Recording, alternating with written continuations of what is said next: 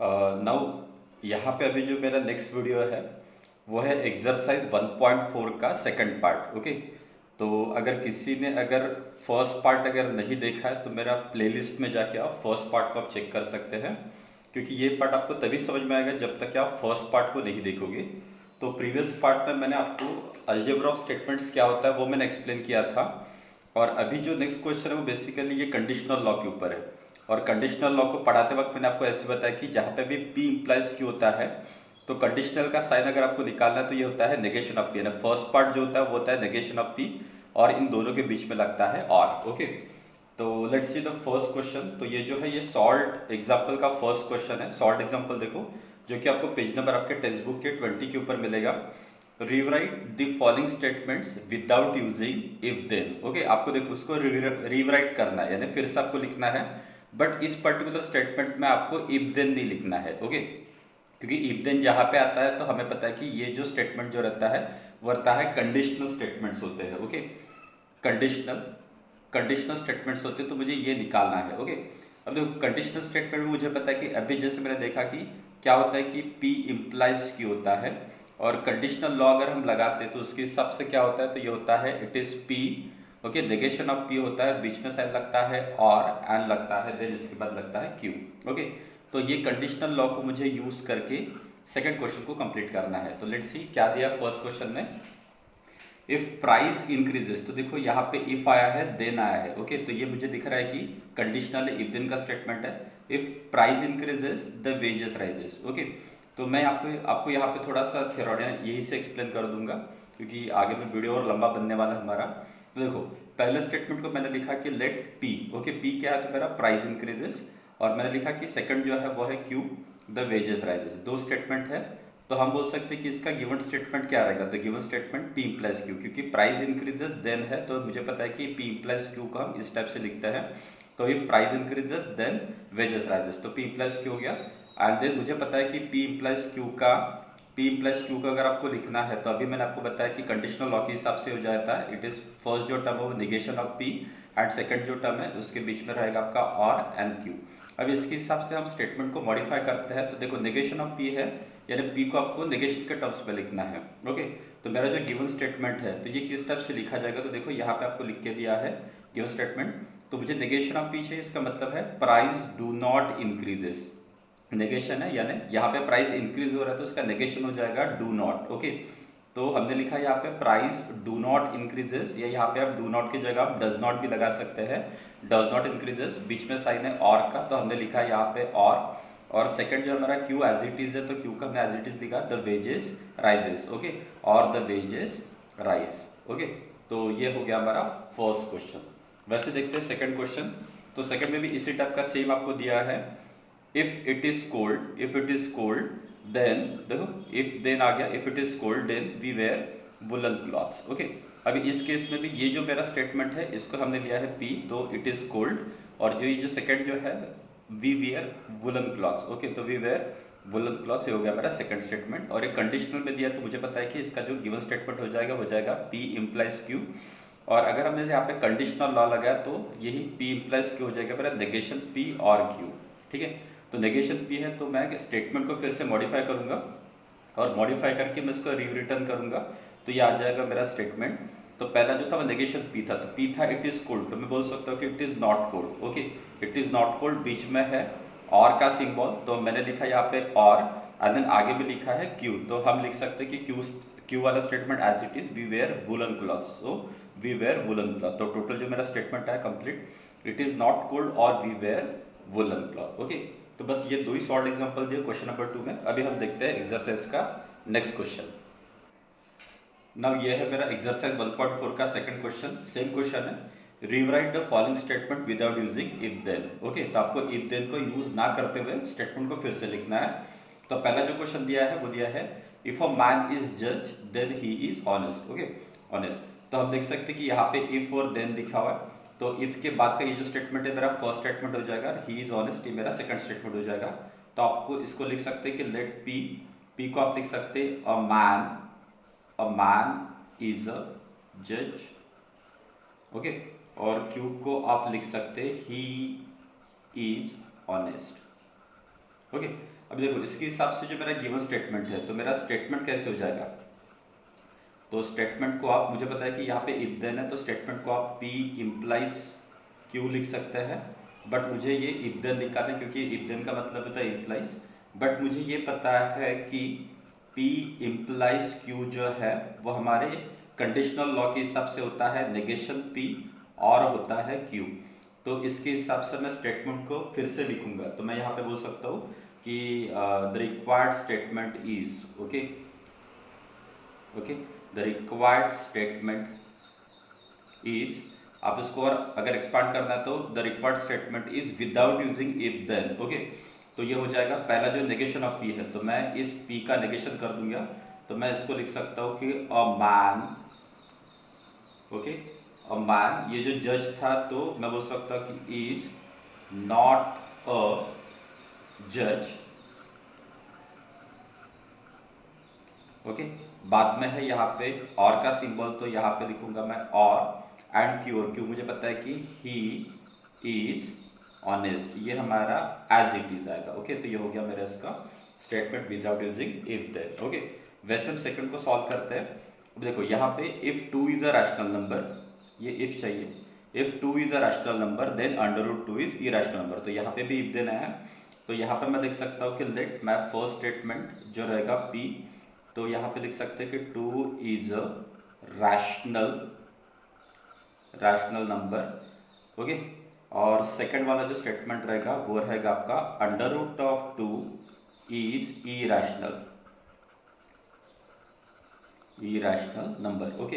तो यहाँ पे इसके हिसाब से जो मेरा स्टेटमेंट है, तो ये हो जाएगा क्या, तो ये मुझे पता है कि इफ पी और ये देन, तो ये हो जाएगा it is P implies Q, okay. But हमें पता है कि कंडीशनल लॉ के हिसाब से P इम्प्लाइज Q जो होता है वो होता है it is negation of P और Q, ओके। तो आप लिख सकते therefore the required statement is, without using if then भी आप लिख सकते। तो ये देखो स्टेटमेंट क्या हो जाएगा, तो पहला नेगेशन P, यानी P जो है वो two is a rational number, तो मैं यहाँ पे लिख सकता हूँ two is not a rational rational number, then बाद में है और, तो यहाँ पे और सेकंड स्टेटमेंट है क्यू, और क्यू मुझे पता है कि under root of two is irrational number, तो under root of two is irrational number, okay. तो ये हो गया मेरा सेकंड का answer. Now let's see third question. Third में भी यहाँ पे इट के जगह इफ चाहिए, if f of two equals to zero then f of x is divisible by x minus two, तो यहाँ पे देन है इफ है, तो मैं यहाँ पे लिख सकता हूँ कि लेट पी जो मेरा रहेगा, पी रहेगा f of two is equals to zero, ये फर्स्ट स्टेटमेंट, और क्यू जो रहेगा वो रहेगा f of x is divisible, okay, divisible by x minus two, ठीक है। तो देखो इसके हिसाब से जो मेरा स्टेटमेंट है, ओके, स्टेटमेंट जो रहेगा वो रहेगा it is P implies Q, ठीक है। नाउ बट मुझे पता है कि हमारे लॉस के हिसाब से, ओके, क्या होता है कि P इम्प्लाइज Q, ये जो होता है ये होता है it is negation of P और क्या होता है Q, ओके। तो मैं लिख सकता हूँ therefore the required statement is, okay, ये क्या रहेगा, तो ये रहेगा, देखो नेगेशन ऑफ P है, यानी P मेरा क्या था f of two equals to zero, तो मैं यहाँ पे लिख सकता हूँ इसका नेगेशन है f of two is not equals to zero, then बाद में है और का सिंबल, तो यहाँ पे लिखा मैंने और Q वाला स्टेटमेंट एज इट इज, और F of x is divisible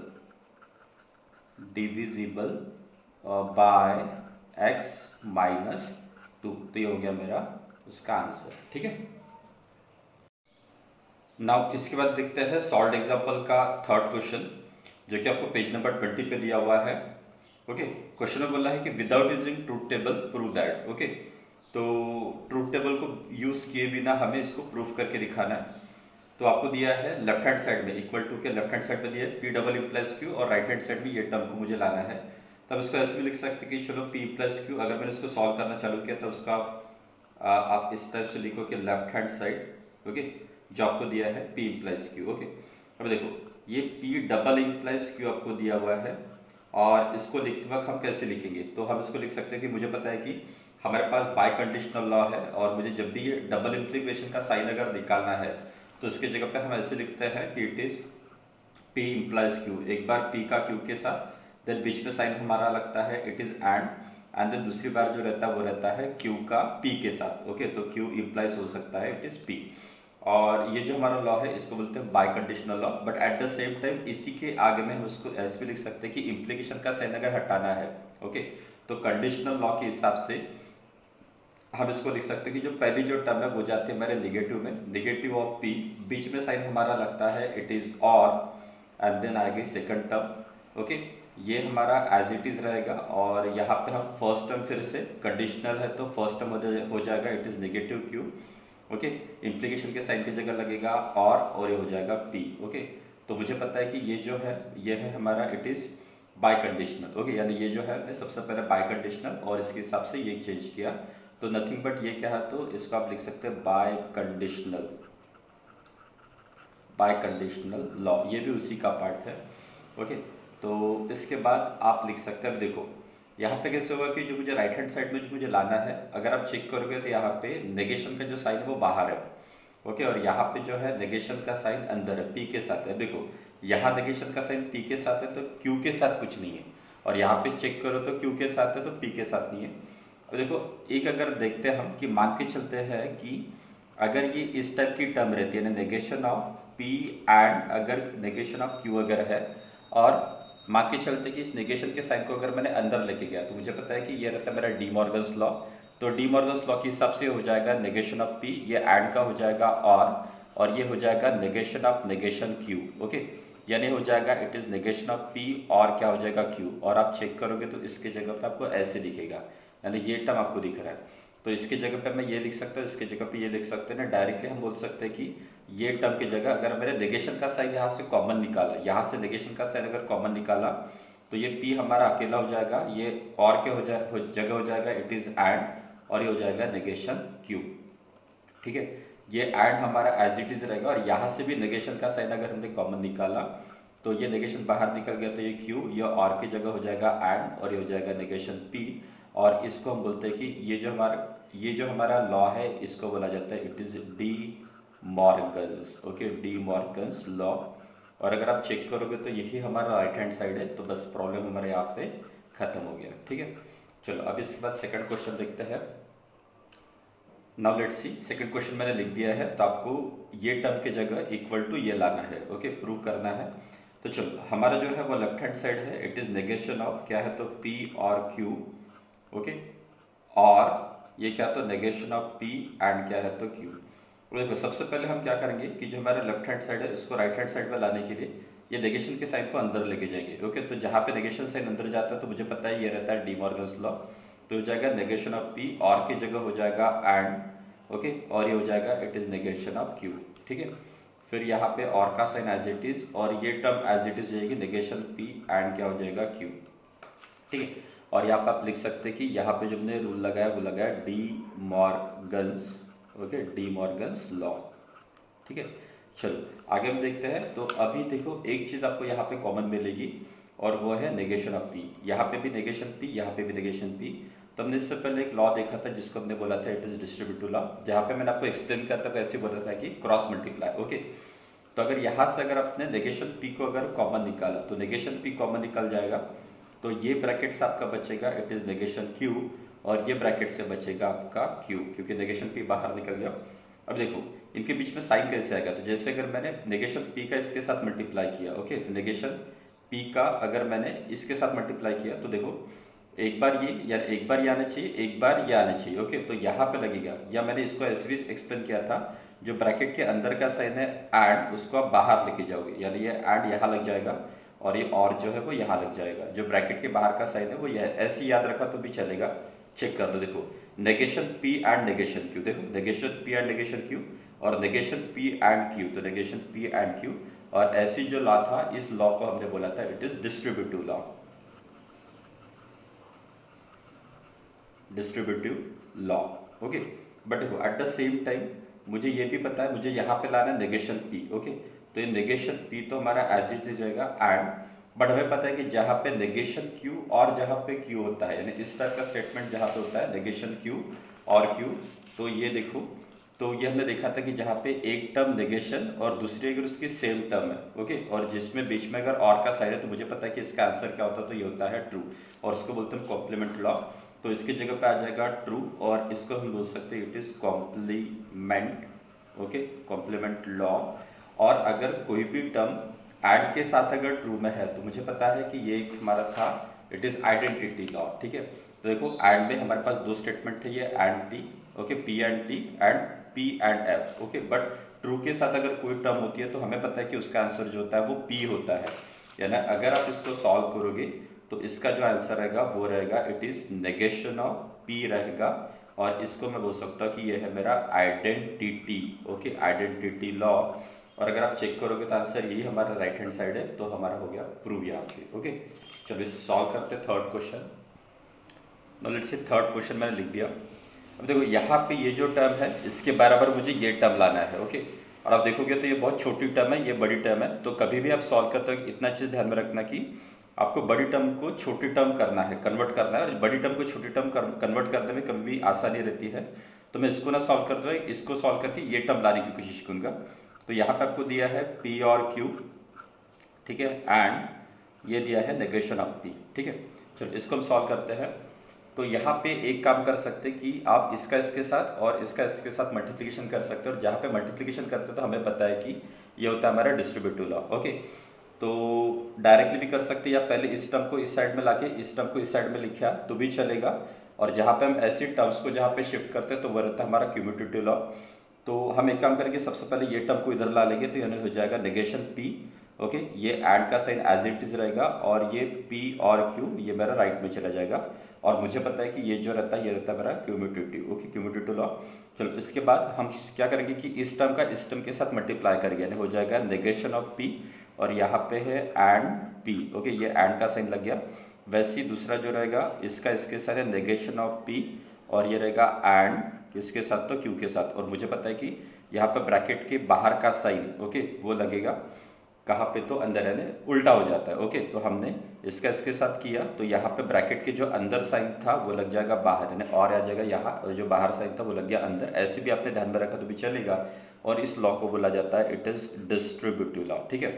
अभी देखो यहाँ हमें पता है कि negation of P and P, तो अभी हमने थोड़ी देर पहले चेक किया कि जहाँ पे negation of P and P में रहता है, ओके, एंड पी में, तो ऐसी लॉ को बोला जाता है, देखो, नेगेशन ऑफ पी, देखिए एक पी और इसका एक दूसरा नेगेशन में अगर है, तो ये जो रहता है कॉम्प्लीमेंट लॉ के हिसाब से ये जो होता है ये होता है फॉल्स, ओके। तो इसकी जगह पे हो जाएगा, ये हो जाएगा फॉल्स, और ये और में ये तो एक पी है और ये क्यू है, तो इसको हम कुछ नहीं कर सकते, तो हो जाएगा negation of, it is negation of P and Q, ठीक है। तो यहाँ पे आप लिख सकते हैं कि ये जो हमने लॉ जो यूज किया है ये हमारा है it is complement law, okay. और मुझे पता है कि जहाँ पे कोई भी टर्म का और के साथ अगर फॉल्स है तो ये टर्म हमारी एज इट इज आती है, ओके। तो यानी हम इसको लिख सकते हैं negation of P and Q, और ये जो लॉ है मुझे पता है कि ये देखो आइडेंटिटी लॉ में हमने 4 स्टेटमेंट लिए थे, इसमें से 2 वाले और थे, और कोई भी टर्म अगर और ऑफ एफ में यानी फॉल्स में अगर पी के साथ होता है तो उसका आंसर पी होता है। तो हमने देखा कि ये आंसर और में इसके साथ एफ में है तो इसका आंसर वही रहेगा, तो ये हो गया हमारा identity law, okay, identity law. और अगर आप चेक करोगे तो ये आपका लेफ्ट हैंड साइड है, तो ये हो गया मेरा यहाँ पे फिनिश, ओके। तो इसके बाद सॉल्व करता है एक्सरसाइज का थर्ड क्वेश्चन।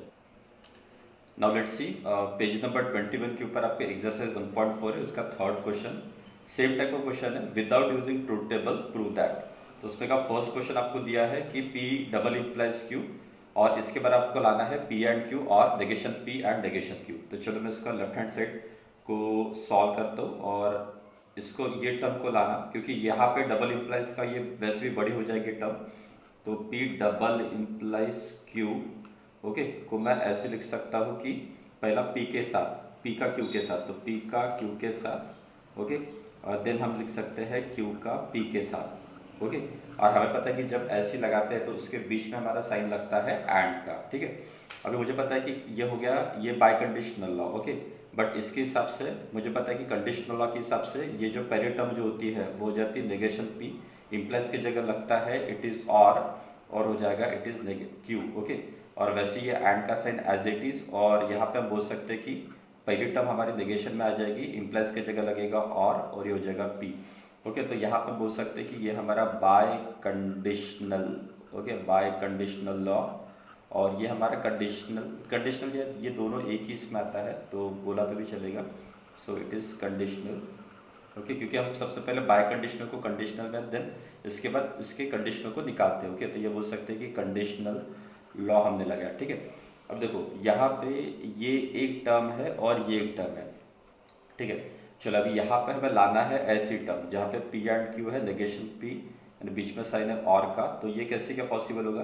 तो हम एक काम कर सकते हैं, यहाँ पे जैसे क्रॉस मैंने हम जब मल्टीप्लिकेशन करते हैं ब्रैकेट का ब्रैकेट के साथ, तो यहाँ पे दो टर्म का दो टर्म के साथ मल्टीप्लिकेशन है, इसका इसके साथ, इसका इसके साथ, देन इसका इसके साथ और इसका इसके साथ। ओके, तो हम क्या करेंगे, सबसे पहले ये टर्म का इनके साथ मल्टीप्लिकेशन करेंगे, फिर ये टर्म का इनके साथ मल्टीप्लिकेशन करेंगे, तो हो जाएगा it is negation P. Okay, ये टर्म का इनके साथ। ओके, अब देखो ये टर्म का इनके साथ जब मल्टीप्लिकेशन होगा तो ये ब्रैकेट होगा ऐसी नेगेशन ऑफ क्यू और क्या हो जाएगा पी। ठीक है, अब देखो यहाँ पे हम बोल सकते हैं कि हमने इसके साथ मल्टीप्लिकेशन किया तो ये जो एंड का साइन है, जैसे इसका इसके साथ, तो ये एंड का साइन यहाँ पे आ गया। ओके, फिर हम क्या करेंगे इसका, यानी ये क्यू का इस टर्म के साथ, तो यहाँ पे फिर से and it is negation of Q और क्या रहेगा पी। ठीक है, और बीच में जो साइन रहेगा वो रहेगा हमारा इट इज और। ठीक है, या इसको तुम ऐसे भी ध्यान रख सकते हैं, चलो ये एक ब्रैकेट मैंने लगा दिया और ये एक ब्रैकेट लगा दिया, तो ऐसे समझ के चलो कि जो ब्रैकेट के बाहर का साइन है, ओके, वो अंदर लग गया यहाँ पे, ऐसे इसको तुम याद रखो। और मुझे पता है कि ये जो लॉ रहता है जहाँ पे हम इस टाइप से मल्टीप्लाई करते हो तो ये रहता है हमारा डिस्ट्रीब्यूटिव लॉ, ये हमने पढ़ा है प्रीवियस लेक्चर पे, तो यहाँ पे लग सकते हो तुम डिस्ट्रीब्यूटिव लॉ। ठीक है, चलो ये होने के बाद हम आगे में क्या करेंगे, तो आगे में इसका इसके साथ, देन इसका इसके साथ मल्टीप्लिकेशन करेंगे, तो हो जाएगा इट इज नेगेशन पी, इसका इसके साथ मल्टीप्लिकेशन करोगे तो हो जाएगा it is negation Q. Okay, तो ये यहाँ पे लग जाएगा एंड। ओके, और वैसे ही इसका इसके साथ, तो इट इज नेगेशन पी, ये एंड हो जाएगा इट इज पी। ओके, और दोनों के बीच में साइन लगेगा और। ओके, ऐसे भी ध्यान में रखा तो भी चलेगा, जो ब्रैकेट के अंदर का साइन है वो लग गया बाहर, और जो बाहर साइन था वो लग गया अंदर। ओके, फिर बीच में साइन है और का, देन यहाँ पे आप मल्टीप्लिकेशन करोगे तो क्यू का हो जाएगा नेगेशन ऑफ क्यू के साथ मल्टीप्लिकेशन इसका इस टर्म के साथ। ओके, और यहाँ पे साइन लगेगा एंड, देन यहाँ पे बाहर में लगेगा और फिर से इस क्यू का रहेगा ये पी के साथ मल्टीप्लिकेशन, तो हो जाएगा पी, और यहाँ पे भी एंड लगेगा। सेम आपको टेक्निक यूज करना है, और यहाँ पे भी बोल सकता कि ये भी हमारा क्या है, तो सेम लॉ है, it is distributive law. Okay, चलो ये होने के बाद अभी हम आगे बढ़ते हैं। अभी देखो यहाँ पे तो P और Q दोनों नेगेशन में है, तो इसको तो मैं कुछ नहीं कर सकता, बट देखो यहाँ पे नेगेशन P और P, ओके, और बीच में साइन क्या है, तो एंड का साइन है, और मुझे पता है कि जहाँ पे ये इस टाइप का रहता है ना, पहला नेगेशन और यानी एक रहता है उसका P और एक रहता है उसका नेगेशन, और बीच में अगर अगर और का साइन है, तो मुझे पता है कि ये कॉम्प्लीमेंट लॉ के हिसाब से, ओके, इसका जो स्टेटमेंट रहेगा ये रहेगा फॉल्स, तो मैं इसकी जगह पे लिख सकता हूँ फॉल्स, यानी ये टर्म हो जाएगा it is negation P and negation Q, ये और में यहाँ पे लगेगा आपका फॉल्स, ये बीच में रहेगा और। ओके, वैसे यहाँ पे देखो तो नेगेशन और ये एक ऐड में एक क्यू और उसका एक नेगेशन है, तो यहाँ पे हो जाएगा फॉल्स और ये हो जाएगा क्यू एंड पी। ठीक है, और यहाँ पे लिख सकते हैं कि जो हमने लॉ यूज किया ये है कॉम्प्लीमेंट लॉ। ओके, बट एक बार आप चेक करो तो ये टर्म का और में एफ के साथ है, और मुझे पता है कि जहाँ पे किसी टर्म का और में एफ के साथ अगर है, तो लेट्स सी हम देखोगे तो आइडेंटिटी लॉ में देखो, और में देखो कोई भी टर्म अगर और में एफ के साथ अगर है वो टर्म का आंसर वही रहता है, तो ये हमारा रहता है आइडेंटिटी लॉ, तो इसके हिसाब से हो जाएगा it is negation P and negation Q. Okay, ये एज इट इज रहेगा, और में वैसे ये टर्म एफ के साथ एज इट इज है, तो ये भी टर्म हमारी ऐसे रहेगी क्यू एंड पी, और इसको बोलते हैं कि ये हमारा लग जाएगा आइडेंटिटी लॉ। और अगर आप चेक करोगे तो आपके राइट हैंड साइड वैसी आ रही है, सिर्फ क्या हो रहा है कि ये टर्म लेफ्ट में है, ये टर्म लेफ्ट में, ये टर्म राइट में है, तो उसको लिखते वक्त हम ये टर्म को पहले लिखेंगे, बट यहाँ पे भी पहले P है तो हम इसको इस टाइप से लिख सकते हैं। तो P एंड Q और फिर बाद में ये और का साइन, और ये टर्म आप बाद में लिखेंगे तो it is negation of P and negation Q। और हमें पता है कि जब ये टर्म्स को हम इंटरचेंज करते हैं तो ये हमारा आता है it is cumulative law. Okay, तो यहाँ पे हम लिख सकते हैं इट इज क्यूमुलेटिव लॉ, और यहाँ पे हमारे राइट हैंड साइड आ गए, तो ये हो गया हमारा first question. Let's see second question. तो सेकंड क्वेश्चन मुझे दिया है P and Q and P और निगेशन ऑफ Q और इक्वल्स टू लाना है मुझे P। चलो इसको सॉल्व करते हैं। तो यहाँ पे सबसे पहले मैं ये लेफ्ट हैंड साइड लिख लेता हूँ। तो P और Q, अभी देखो इसको अगर आप अच्छे से ऑब्जर्व करोगे तो आपको क्या दिख रहा है, तो आपको दोनों जगह पे आपको P कॉमन दिखेगा। ओके, इन ब्रैकेट्स के बीच में है और का साइन और ब्रैकेट के बाहर है एंड का साइन। तो हम एक काम कर सकते हैं कि यहाँ पे P को दोनों से कॉमन निकालेंगे। ओके, तो अगर P को अगर कॉमन निकाला तो यहाँ से हम लिख सकते हैं Q और यहाँ से हम लिख सकते हैं नेगेशन ऑफ Q। ओके, यानी ये मल्टीप्लिकेशन हो रहा है इसके साथ, तो ऐसे बोल सकते हैं। और हमें पता है कि एक जनरल रूल के हिसाब से जो ब्रैकेट के बाहर का साइन है वो अंदर लग जाएगा और जो अंदर में साइन वो बाहर लग जाएगा। ऐसे आप ध्यान में रख सकते हैं। या इसको चेक करो, P और Q तो है P और Q, और P और नेगेशन Q तो P और नेगेशन Q। तो इस टाइप से भी आप इसको लिख सकते हो। और मुझे पता है कि ये जो लॉ रहता है ये रहता है डिस्ट्रीब्यूटिव लॉ। ओके, देन अगर आप चेक करोगे तो यहाँ पे एक है Q और उसी की सेम टर्म नेगेशन में है और बीच में साइन है एंड का। और हमें पता है कि ये जो रहता है ये रहता है हमारा कॉम्प्लीमेंट लॉ। तो एक टर्म वैसी सेम उसी की नेगेशन टर्म और बीच में अगर एंड का साइन है तो उसका आंसर रहता है फॉल्स। तो यहाँ पे हम लिख सकते हैं इसकी जगह फॉल्स, ये और है P और ये होता है हमारा इट इज कॉम्प्लीमेंट लॉ। और इसके बाद हमने देखा होगा कि कोई भी टर्म का और के साथ अगर F में अगर है तो ये हमने देखा है कि ये जो रहता है कोई भी टर्म का। ओके, तो ये देखो फिर से देखो कि कोई भी टर्म अगर है और उसका और के साथ अगर F में अगर है, ओके और के साथ F में अगर है तो वही टर्म रहेगी और ये रहता है हमारा आइडेंटिटी लॉ। तो यहाँ पे आ जाएगा P और इसको हम बोल सकते हैं इट इज आइडेंटिटी लॉ। और ये मुझे राइट हैंड साइड चाहिए था P, तो जो कि आ गया। ठीक है, चलो इसके बाद लेते हैं हम हमारा थर्ड क्वेश्चन। चलो लेट्स सी, मैंने थर्ड क्वेश्चन लिख लिया। यहाँ पे देखो तो ये तीन टर्म्स है, पहली दूसरी और तीसरी, तीनों के बीच में और का साइन है और इसके जगह मुझे लाना है P और Q। तो एक बड़ी लंबी टर्म दी है उसको मुझे करना है P और Q के हिसाब से। चलो देखते सॉल्व करते हैं। अभी आप इसको ऑब्जर्व करो सबसे पहले, तो देखो यहाँ पे आपको क्या दिख रहा है कि ये P है। ओके, देन ये नेगेशन P है।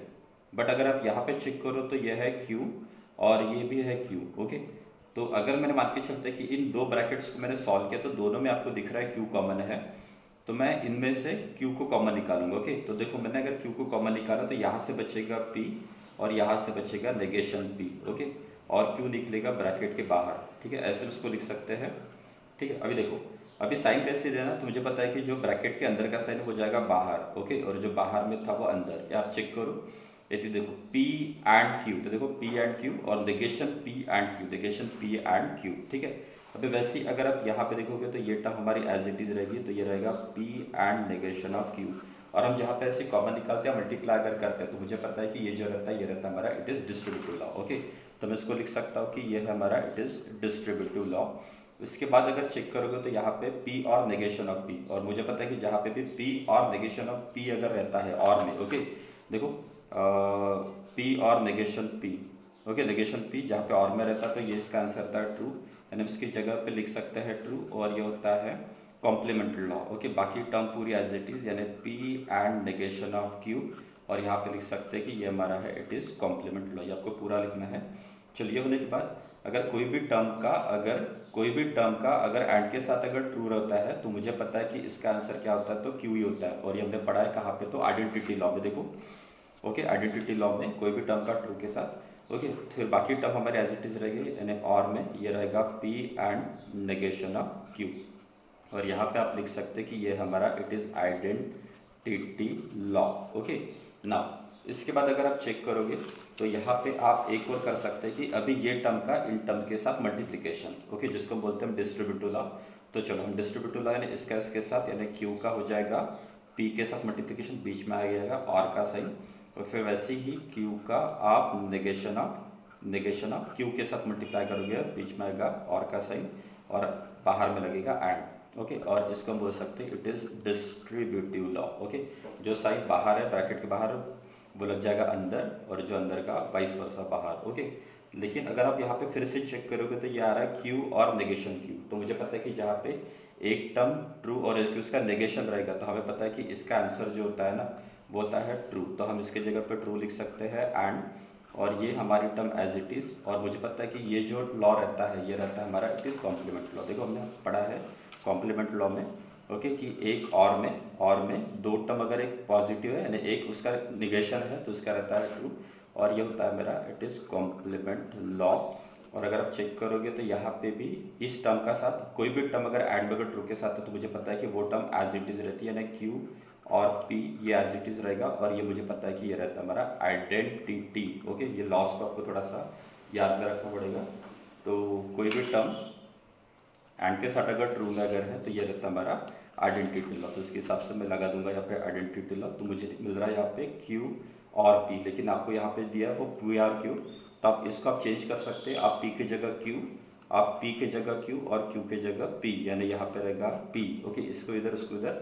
और मुझे पता है कि जब ये स्टेटमेंट इधर उधर जो होता है वो होता है हमारा क्यूमुलेटिव। ओके, तो यहाँ पे आप लिख सकते हैं इट इज क्यूमुटेटिव। ओके, तो ये क्यूमुटेटिव लॉ लग गया और ये आ गया आपका राइट हैंड साइड। ओके,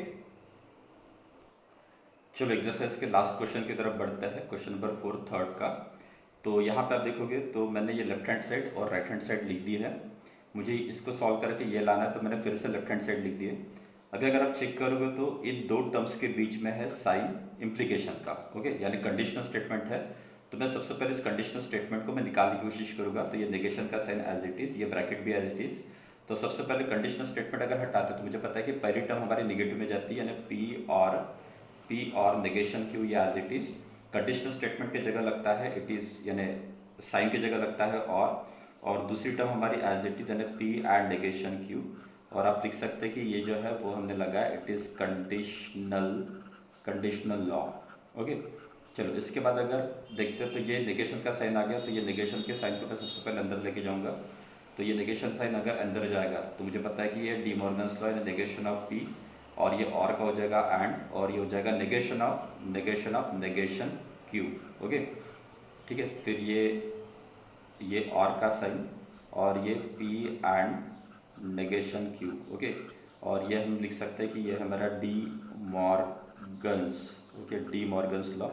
ये सॉल्व करते करते थोड़ा सा इसके ऊपर भी नज़र रखो। तो यहाँ पे देखो एंड है, यहाँ पे और है, यानी कहीं ना कहीं तो भी हमें फिर से डी मॉर्गन्स लॉ लगाना है। ठीक है, तो ऑब्वियसली ये साइन जब अंदर जाएगा तो डी मॉर्गन्स लॉ लगेगा, लेकिन उससे पहले नेगेशन को हटा देता हूँ। तो ये negation of P and negation negation get cancel होकर बचेगा सिर्फ क्यू। ओके, ये और का साइन ये है पी एंड नेगेशन क्यू। तो यहाँ पे आपने कुछ नहीं लिखा तो भी चलेगा क्योंकि सिर्फ मैंने इस साइन को हटाया। अब देखो ये नेगेशन का साइन जब अंदर जाएगा तो ये इसके साथ भी मल्टीप्लाई होगा, इसके साथ भी मल्टीप्लाई होगा, बीच में का आर का हो जाएगा एंड, और उसके बोलते हैं हम डी मॉर्गन्स लॉ। तो जगह negation P and Q. Okay, या और का हो जाएगा एंड नेगेशन ऑफ, ये साइन अंदर भी आ गया तो पी एंड नेगेशन क्यू, और ये रहता है हमारा it is D Morgan's law. ठीक है, आगे में सॉल्व करते हैं। तो ये देखो ये नेगेशन साइन मुझे नहीं चाहिए, बीच में एंड है, हाँ है, तो ये साइन को मैं अंदर लेके जाऊंगा तो ये हो जाएगा नेगेशन ऑफ नेगेशन पी।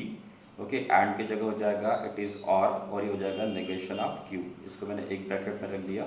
ये एंड का साइन, ये नेगेशन का साइन अगर अंदर जाएगा तो नेगेशन ऑफ पी।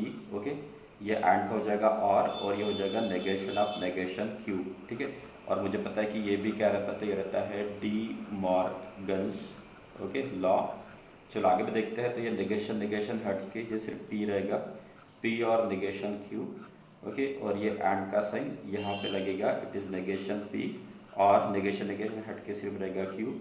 और अगर आप चेक करोगे तो ये रहता ये है हमारा it is right hand side. Okay, तो डियर स्टूडेंट्स यहाँ पे हमारी होगी एक्सरसाइज 1.4 फिनिश।